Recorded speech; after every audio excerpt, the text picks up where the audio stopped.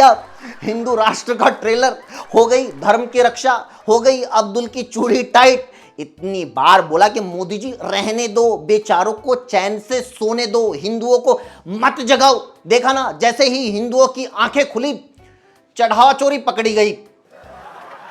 राम मंदिर में चोरी का खुलासा क्या हुआ? बड़े बड़े संत, बड़े बड़े बाबा आपस में सौतनों की तरह लड़ रहे हैं। तू चोर, तू डकैत, तू ढोंगी, तू पाखंडी, तू कांग्रेसी, तू संघी। कोई इसलिए चिल्ला रहा है कि राम मंदिर में चोरी हो गई, तो कोई इसलिए चिल्ला रहा है कि मुझे तो कुछ मिला ही नहीं। रोज नए नए खुलासे हो रहे हैं। कभी खबर आती है कि जमीनों में ना हजारों करोड़ का घोटाला कर दिया, कभी पता चलता है कि चढ़ावे से 200 करोड़ रुपए चुरा लिए, कभी न्यूज आती है कि करोड़ों रुपए के आभूषण चुरा लिए, किसी ने पादुकाएं चुरा ली, किसी ने ईंटें चुरा ली, किसी ने सोना चांदी चुरा ली। ये सब देखकर अब खुद मुस्लिम कह रहे हैं कि अयोध्या तो सिर्फ झांकी है, काशी मथुरा बाकी है। याद है इतने साल से मीडिया हमें बता रही थी कि राम मंदिर की एक एक चीज पे मोदी नजर बनाए हुए हैं, मोदी निर्माण कार्य को पर्सनली मॉनिटर कर रहे हैं, मोदी अपने हाथों से ईंटें गिन रहे हैं, खुद टाइलें लगा रहे हैं, खुद प्लस्तर कर रहे हैं, अपनी पीठ पे सीमेंट ढो रहे हैं, फर्श पे मोदी रंगोली बना रहे हैं। और तो शिलान्यास किसने किया? मोदी। उद्घाटन किसने किया? मोदी। ध्वजारोहण कौन करेगा? मोदी। ट्रस्ट किसने बनाया? मोदी। ट्रस्ट के मेंबर्स किसने चुने? मोदी। और चोरी किसने की? टिन्नू यादव। जी हां, अडानी के चैनल एनडीटीवी ने बाकायदा न्यूज चलाई है कि राम मंदिर में जो चोरी हुई उसका मुख्य संरक्षक टिन्नू यादव है। मतलब चढ़ावे से लेकर जमीनों तक में जो सैकड़ों हजारों करोड़ का घोटाला हुआ उसके लिए एक ड्राइवर जिम्मेदार है। मतलब विजय माल्या को 9,000 करोड़ रुपए बैंक की टॉप मैनेजमेंट ने नहीं बल्कि कस्टमर केयर वाली रितु ने दिए थे। आगे से ना अगर आपका 5G ठीक से ना चले तो जियो स्टोर के गार्ड को पीट देना। मतलब राम मंदिर ट्रस्ट में बड़े बड़े हिंदू नेता, सीनियर मोस्ट एडवोकेट, पूर्व IAS, IFS, doctor, Jagat Guru, इतने बड़े बड़े लोग हैं जिनकी सीधे प्रधानमंत्री तक पहुंच है। इसके अलावा मंदिर में सिक्योरिटी के लिए सैकड़ों सीसीटीवी कैमरे, पूरी monitoring team, state police, national security, जाने क्या क्या है। और एनडीटीवी बता रहा है कि ये सारे के सारे एक ड्राइवर के इशारे पे नाच रहे थे। ड्राइवर भी वो जिसका नाम टिन्नू है। टिन्नू। अरे कोई यकीन करेगा कि हजारों करोड़ का घोटाला टिन्नू ने कर डाला? अरे इसके ऊपर कोई बच्चों का खिलौना छीनने का आरोप लगाओ। खैर मैं तो कहता हूं कि जब टिन्नू के कंधों पे सारी जिम्मेदारी आ ही गई है तो लगे हाथों उसकी अखिलेश यादव और किसी मुस्लिम के साथ भी फोटो निकाल ही लाओ। फिर देखना कैसे सारे हिंदुओं के भीतर की राम भक्ति उफान मारती है, कैसे बुलडोजर और एनकाउंटर की मांग उठती है, कैसे मीडिया एक ड्राइवर को मोहम्मद गजनवी घोषित करती है। फिर तो बागेश्वर वाले बाबा धीरेन्द्र शास्त्री भी बोलने लगेंगे, जिन्हें फिलहाल बोलते हुए डर लग रहा है।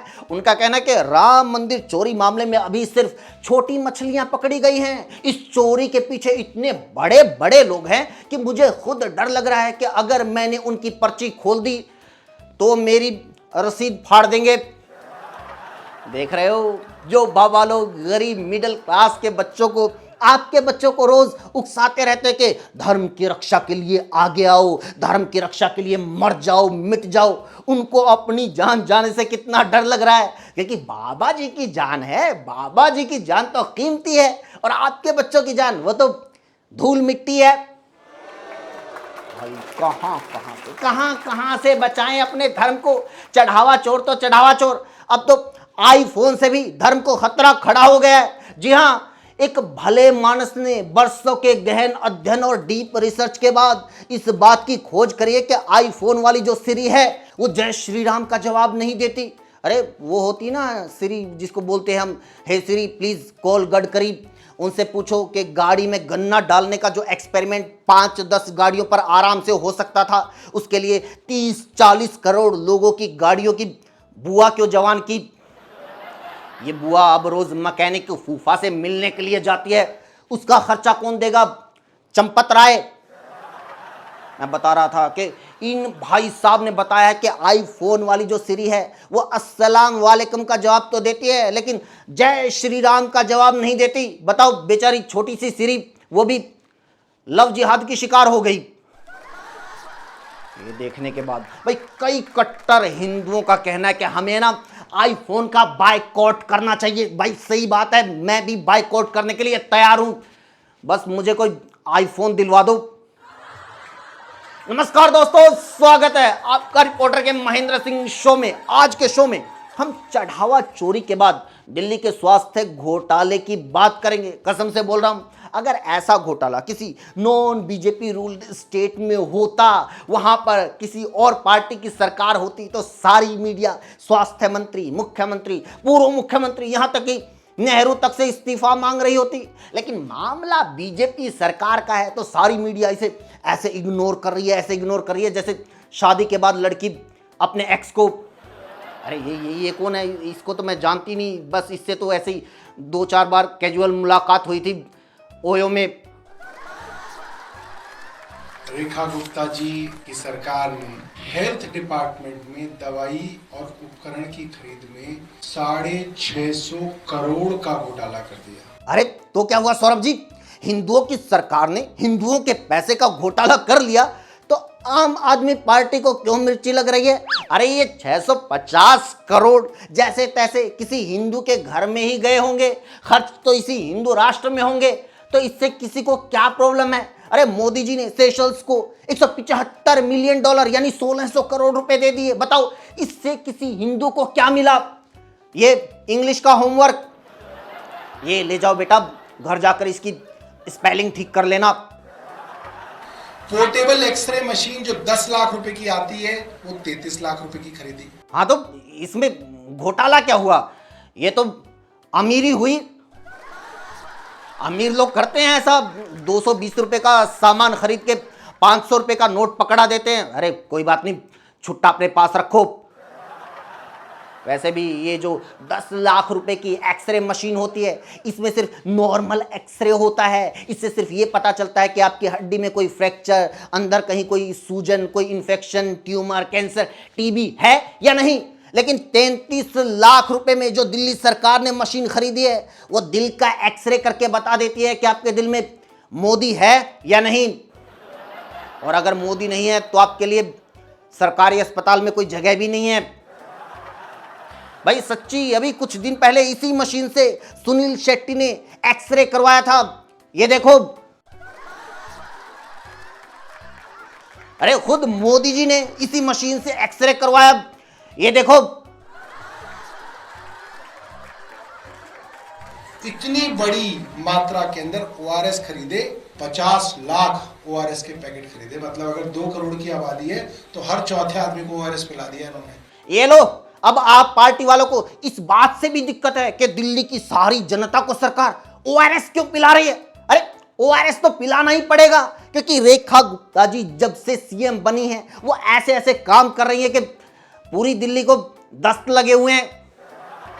जिस दिन उनका कोई भाषण होता है, कहीं कोई इंटरव्यू होता है, तो बीजेपी की सारी आईटी सेल को दस्त लग जाते हैं कि पता नहीं आज क्या बोल दें। एक ओआरएस का पैकेट 15 रुपए का आता है, वैसे तो 10 में भी आ जाता है। वो इन्होंने ओआरएस का पैकेट 205 रुपए में खरीदा। फिर वही बात, अरे सौरभ भाई, वो जो 10-15 रुपए वाला ओआरएस होता है उसमें सिंपल पानी, सोडियम क्लोराइड, ग्लूकोज, पोटेशियम और बाइकार्बोनेट होते हैं। लेकिन दिल्ली सरकार ने जो ओआरएस खरीदा है उसमें देशभक्ति भी मिली होती है।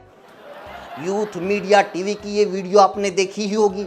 इसमें एक बंदा बोल रहा है कि दिल्ली सरकार ने बेशक मेरा घर तोड़ दिया, मेरे परिवार को बेघर कर दिया, मेरे माँ बाप और बच्चों को सड़क पे ला दिया, लेकिन फिर भी वोट बीजेपी को ही दूंगा। ये उसी महंगे ओआरएस का कमाल है।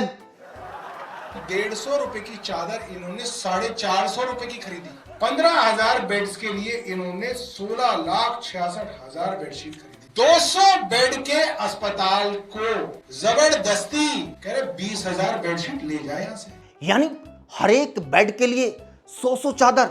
हे भगवान, इतनी अमीरी! राम मंदिर का सारा चढ़ावा यहीं खर्च कर दिया क्या? आम आदमी पार्टी वाले भाई फालतू में हवा बना रहे हैं कि जानबूझकर ज्यादा चादरें खरीदी गई ताकि ज्यादा कमीशन खाया जा सके। इतनी चादरों का क्या करेंगे? अरे एक बेड पे बिछाएंगे, एक मरीज को उठाएंगे, एक धोने के लिए भेजेंगे, एक बैकअप के लिए अलमारी में रखेंगे और फिर मरीज के साथ जो तीमारदार आएंगे एक एक चादर उनको भेंट करेंगे।